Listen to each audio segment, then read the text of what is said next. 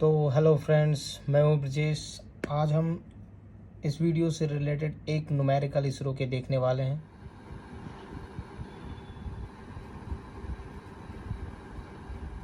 अब हम आते हैं न्यूमेरिकल पे। 2 satellites of mass m and 2m are on the same circular orbit around earth। Suppose मान लो आप ये अर्थ ले लो, एक सर्कुलर पाथ पे एक सैटेलाइट मूव कर रही है। यहाँ पे एक सैटेलाइट है और यहाँ पे एक सैटेलाइट मूव कर रही है। ये अर्थ ले लो, ये 2 सैटेलाइट है। इसके मास यहाँ पे गिवन है m और दूसरे के मास 2m है। इसके मास m है और इसके मास 2m है। If velocity of the lighter satellite, ये लाइटर सैटेलाइट मान लो हल्के वेट की, इज़ v0, इसकी वेलोसिटी v0 मान लो। और तो हमें फाइंड करनी है वेलोसिटी ऑफ हैवियर सैटेलाइट, इसकी वेलोसिटी क्या होगी। तो इसकी वेलोसिटी सपोज अपन v ले लेते हैं, क्या होगी, क्वेश्चन मार्क। अब आप सोचोगे, एग्ज़ाम पेपर में बैठे हो, आप सोचोगे कैसे सॉल्व किया जाए इसे। तो वेलोसिटी है अपने पास, मास है, इससे रिलेटेड कोई फार्मूला आइडिया। तो एक फार्मूला है, आपने एक फार्मूला देखा जो इसको बिल्कुल सेटिस्फाई कर, वो है एंगुलर मोमेंटम का फार्मूला। जैसा कि आप जानते हो, angular momentum equal to mass into velocity into distance between two object.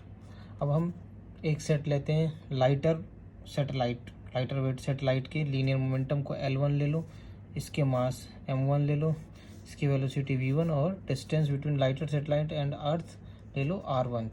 फिर सेकेंड सेट के लिए एंगुलर मोमेंटम ले लो L2 equal to M2 V2 और R2। इसे सेकेंड सैटेलाइट तो 2 2, फर्स्ट सैटेलाइट 1 1 1। ठीक है। अब अगर हम दोनों एंगुलर मोमेंटम को अगर इक्वल करके कुछ सॉल्व करें तो हम कुछ हद तक आंसर तक पहुंच सकते हैं। ऐसा हमने अब हम देखेंगे। तो प्रॉब्लम ये है अपने पास कि अगर हम दोनों एंगुलर मोमेंटम को इक्वल करें तो हम क्यों आखिर करें इक्वल, किस रीज़न बेसिस पे हम इस दोनों को इक्वल करें। तो हमारे पास है, अगर सर्कुलर मोशन में डिस्टेंस बिटवीन टू ऑब्जेक्ट, ये देखो इस सैटेलाइट के लिए भी डिस्टेंस और इस सैटेलाइट के लिए, दोनों के लिए डिस्टेंस सेम है। क्योंकि सर्कुलर पाथ है तो रेडियस ये बन रहा है, मतलब दोनों के बीच डिस्टेंस सेम है। ये डिस्टेंस और ये डिस्टेंस सेम है क्योंकि रेडियस है सर्कुलर पाथ की। तो इसके टॉर्क भी इक्वल होंगे। अब आप पूछोगे टॉर्क क्या होता है, तो नॉर्मल में आप समझ लो, जैसे किसी क्लॉथ से आप वाटर आप रिमूव करना चाहते हो तो उसे निचोड़ते हो, आप क्लॉथ को निचोड़ते हो तो आप एक एक्सटर्नल फोर्स अप्लाई करते हो उस क्लॉथ को ट्विस्ट करने के लिए। तो ट्विस्टिंग जो मैग्नीट्यूड है वो टॉर्क क्रिएट करता है, वही टॉर्क है। ये एकदम इजी वे में आप समझ सकते हो। और एक दूसरे तरीके से समझ सकते हो, जैसे आप लीनियर केस में लेते हो और दूसरा सर्कुलर या रोटेशनल केस में लेते हो। लीनियर केस में आप क्या लेते हो, जैसे डिस्प्लेसमेंट आप लेते हो, लीनियर डिस्प्लेसमेंट एस से, एंगुलर डिस्प्लेसमेंट थीटा से, फिर linear velocity v, angular velocity omega, linear acceleration a, angular acceleration a। उसी तरह लीनियर फोर्स और एंगुलर फोर्स। लीनियर फोर्स ये और एंगुलर फोर्स में इज नथिंग बट टॉर्क। जब भी आप एंगल सर्कुलर या रोटेशनल में आप एक्सटर्नल फोर्स अप्लाई करोगे, टॉर्क के केस में समझा जाएगा। अब आप समझ गए कि टॉर्क क्या है। अब मैंने यहाँ बताया था, पॉइंट पे चलते हैं कि सेम डिस्टेंस हो तो इसके और इसके दोनों के टॉर्क सेम होंगे, और अगर टॉर्क सेम होंगे तो हम एंगुलर मोमेंटम को इक्वल कर सकते हैं। क्यों इक्वल कर सकते हैं, क्योंकि आप फॉर्मूला जानते हो कि एंगुलर मोमेंटम और टॉर्क के बीच के रिलेशन का, torque is equal to dl/dt, change in angular momentum with respect to change in time, torque होता है। तो ये दोनों देखो डायरेक्टली प्रोपोर्शनल है, टॉर्क और एल डायरेक्टली प्रोपोर्शनल है। तो यहाँ पे अगर टॉर्क इंक्रीज तो एंगुलर मोमेंटम भी इंक्रीज। तो अगर टॉर्क इसके सेम तो इस दोनों के एंगुलर मोमेंटम भी सेम होंगे तो आप इसको इक्वल कर सकते हो। यानी m1 v1 r1 equal to m2 v2 R2। Clear.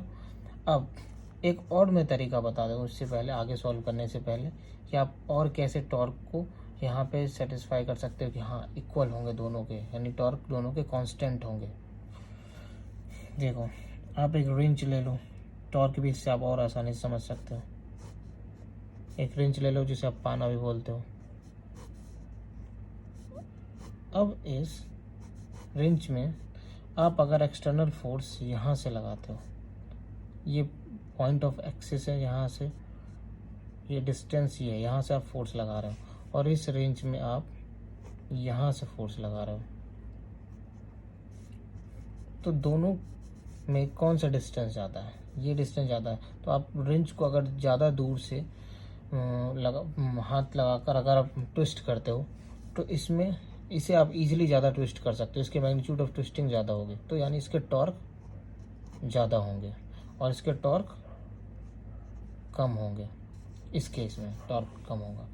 तो डिस्टेंस वेरी किया, बट अगर दोनों, इसमें भी हम यहीं से फोर्स अगर अप्लाई करते हैं जहाँ से इसमें किया गया हो, तो दोनों के डिस्टेंस सेम होते, दोनों के फोर्स और twisting property magnitude of twisting same होती, तो दोनों की टॉर्क भी सेम होते। उसी तरह यहाँ पे भी अगर आप सेम डिस्टेंस है इसके बीच, तो यहाँ भी टॉर्क सेम होंगे। इससे भी आप समझ सकते हो कि टॉर्क कांस्टेंट यहाँ कैसे हुआ। दो तरीके से आपको मैंने समझा दिया और यहाँ पे आप टॉर्क भी समझ के क्लियर हो गए। अब हम आगे चलते हैं न्यूमेरिकल में।